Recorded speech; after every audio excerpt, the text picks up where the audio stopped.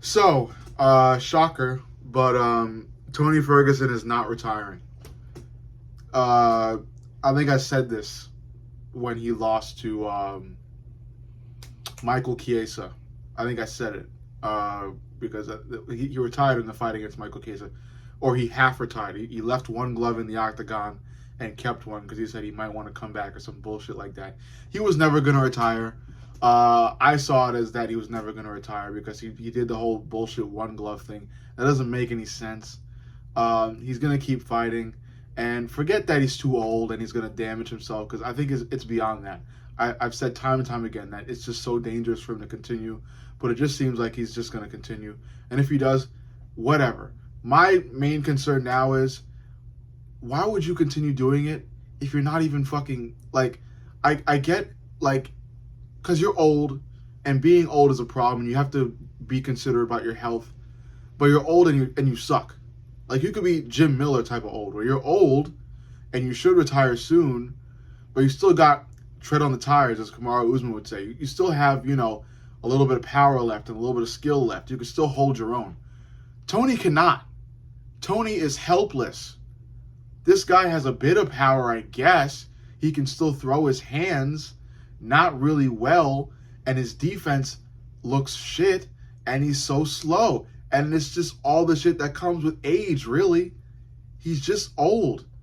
And I guess he's too damn old to realize that he is old. I don't understand it. It's, and being a Tony fan, I look at this guy's highlights from years ago, time after time, because he was such a great fighter, and he is a bona fide legend. And he deserves all the respect in the world. But he needs to realize he is not good anymore. It's really, really sad to watch. He can almost easily be submitted now. He doesn't have any strength. He looks like an old man in there. He's not aging well. I understand the macho shtick and the cool and the shades and the CSO and the baseball and the elbows and, the fedora and all that. I get it. Blades and shades and shit like that. I get it. It's cool. You can do that, but you don't have to, keep, because just going back in the octagon time after time and getting slept and submitted back to back is only going to hurt your legacy more. Because as great as he was, now we have all these other highlights of him getting choked out and submitted and beat up pretty easily. I get that he's old, but these highlights are still highlights. They're still trending on YouTube and TikTok and Twitter. Everybody's still seeing this shit, man.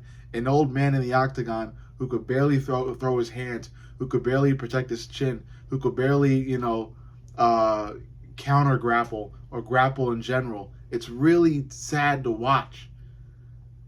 I understand that Tony is more than capable of handling the average guy still, because he's got that excellent fight skill. He's still durable. He's still pretty durable against the average man, and he's got all this experience, and he's a weapon. He's still a weapon. Don't get me wrong. He's still skillful. He's still a weapon. He still knows a lot. But you're going against these conditioned up-and-comers or these conditioned guys who are much younger than you, who are weapons as well. So you have to consider that. I know Tony could beat up the average man. He could beat me up too. I know that. I'm fully aware. This guy is mean and skillful still, and he's got a bunch of, spiritual youth, I'd say, left in him. But he's not beating up he's not even gonna beat up like an okay MMA fighter. Because he didn't beat Michael Chiesa. He looked shit against Michael Chiesa. And Michael Chiesa's pretty ass. So, he's not very ass, but he's okay. And Tony can't beat the okay guys. He can't beat anybody anymore. He's too old for that. He's 40, 39, 40. He's aging bad. It's the same thing I had to kind of say for Wonderboy, which hurts me. All this stuff is really sad to say, but it's reality. Tony is not accepting reality. And it's extremely sad to even see that, because you have fighters who just, for some reason, do not accept reality. Sugar Sean O'Malley still believes he won. His ego has been so damaged, he still believes he beat Merab. Merab dominated the guy. He still believes he beat him. It's sad. It's really sad. Take the L and move on. Tony's got a lot of life left. He's only 39-40. He's not even halfway to 100. He's got a lot of life left in him, God willing, you know? Enjoy it. You made your money through MMA. You have the name. You could probably do a bunch of sponsorships. People know you all around the world. You did your thing. You did your big one. You're known. You're known, man. Now drop the gloves. Drop the gloves, Tony, please. This is sad and quite frankly scary to watch, because it only hurts your legacy. And when people, mention the name Tony, it's not their minds aren't going back to the glory days when he was the interim lightweight champion and all this other shit. No, it's going to the old man who still thinks he's on the same level of John Jones in the octagon, and he's still fighting the octagon, and he thinks all he needs is another training session with fucking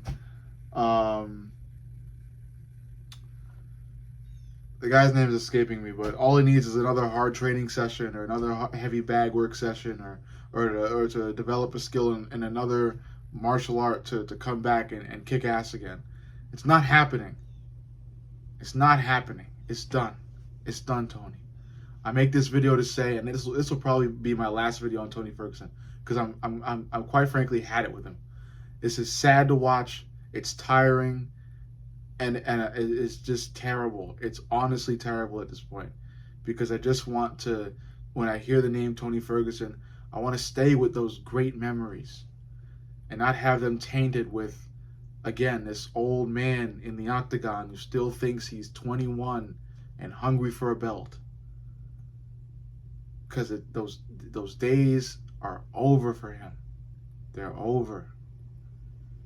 All right, let me know what you think. Subscribe, like, comment. Subscribe, like, comment. I love you guys. I'll see you on the next.